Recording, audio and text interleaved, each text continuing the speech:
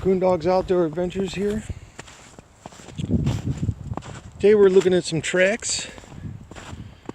Now, a lot of survivalists and so on, they do the bushcraft thing, and bushcraft is important as far as getting a shelter and so on, and maybe making cordage and so on. And I'm not knocking it, but there needs to be a broad spectrum as far as survival. And these tracks are kind of old. These were yesterday early morning before light, and it got warmer. But tracking, knowing animals' behavior, their habits, where they're eating, is so important for survival, and especially eating mammals, high calorie areas like we live.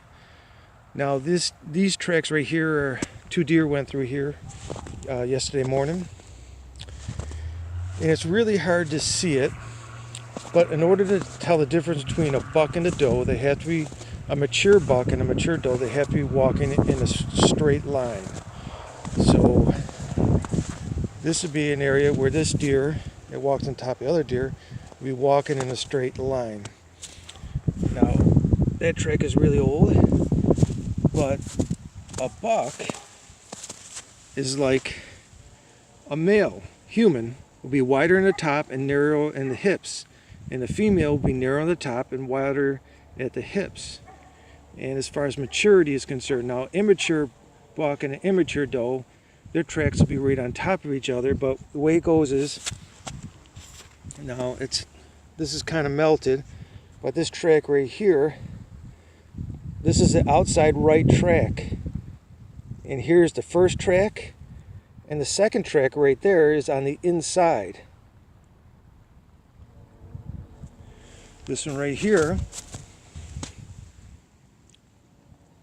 this is the next one, and it looks like they're right on top of each other. Let's get to it. Okay, here we go. Here's another one. The first track and the second track on the left side of the deer, the left hoof is on the inside, so this would be a buck. And the smaller one, you would think would be a buck and a doe. Let's check the smaller track. Or you think it'd be a doe and a fawn, but this is a pretty decent sized track too. So the second track, they're kind of walking right with each other. It's hard to separate them, and the tracks are kind of old. It's hard to see what the other track is. Now this right here, it's old, but that looks like it might be a raccoon.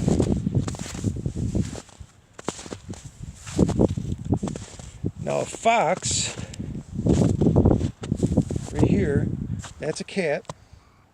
It's kind of old. Cat, the claws are not going to show up. They're retractable. But with a fox, you'll see the claws, and the fox tracks will be one on top of the other perfectly as they walk along. Now the dog, of course, dog tracks. The one foot will be off side to the other and so on. So that's the difference between a fox and a small dog. A coyote, their tracks, their front pads are smaller than the rear pads on a coy wolf or a coyote. And a dog, the pads are pretty much all the same. Of course, a bobcat has a retractable claws, and you can tell the difference between a male and a female on a bobcat, a mature bobcat also. Of course, the rabbits, you have the rear pads. The rear feet are up in front of the front feet on the tracks, and you have one in front of the other. Now, a squirrel will be the same thing. The rear feet up front, but both the front feet, which are actually in the tracks behind them, are right next to each other. And of course, the rabbits leave their calling cards, droppings everywhere. And just as far as tracking and stealth and so on, when it comes to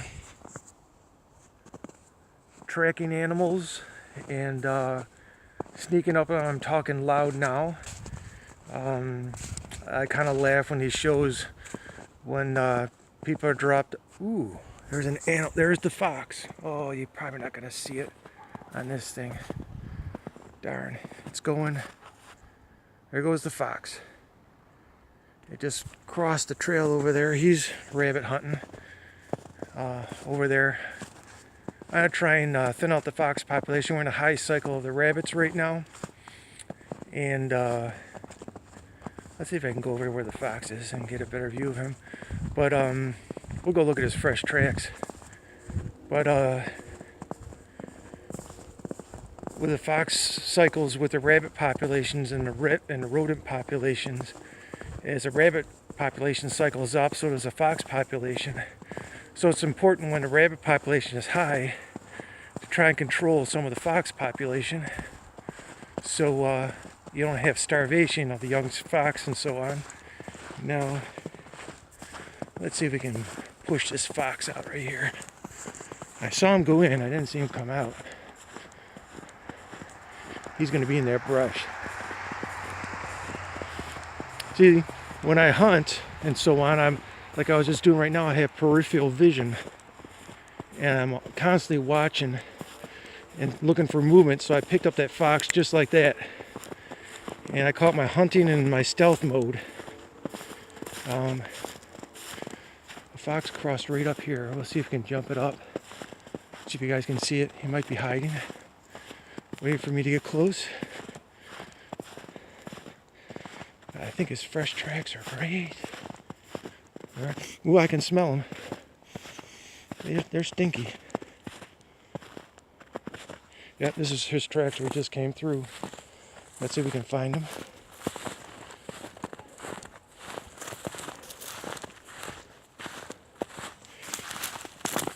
Yeah. No, he must have passed on. I didn't see him go on any farther. Let's see. Yep, then he ran. Yeah, I must have not seen him over that rise. Here's his fresh tracks right here. See, I'm onto him. He's starting to move faster.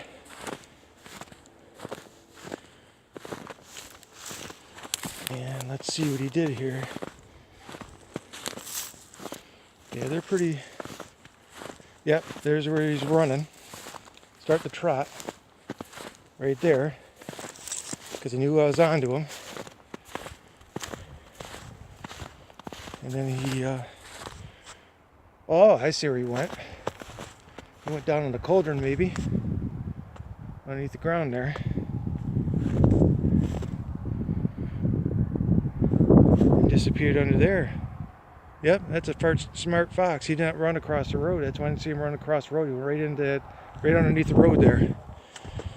But the fox is out looking for squirrels and rabbits. There's some little red squirrel tracks. But there I was in hunting stealth mode. I picked up the fox like that. And I was talking loud, but the fox is used to us around here. But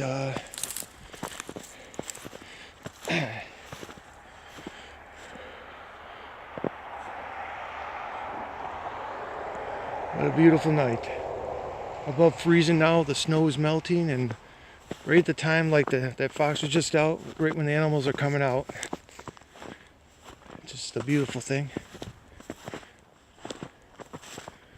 But of course the important thing with hunting is being stealthy, and if I had a gun, was hunting fox, I could have got that fox for dinner if I wanted to eat it. Just backtracking the fox here. And this is of course his prime rabbit area too, so that's why that fox is busy. Yep, I can smell the fox. They have a certain smell to them. You're thinking I'm crazy, but if you are really into the woods and so on, you would know.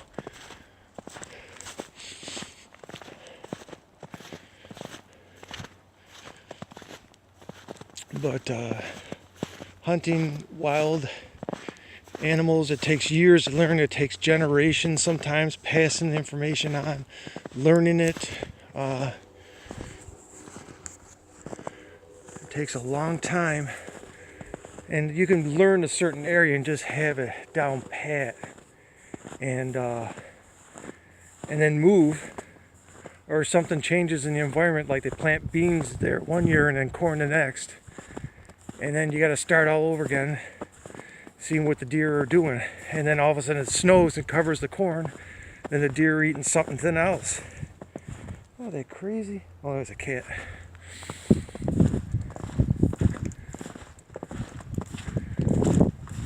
And so it's important. See those tracks?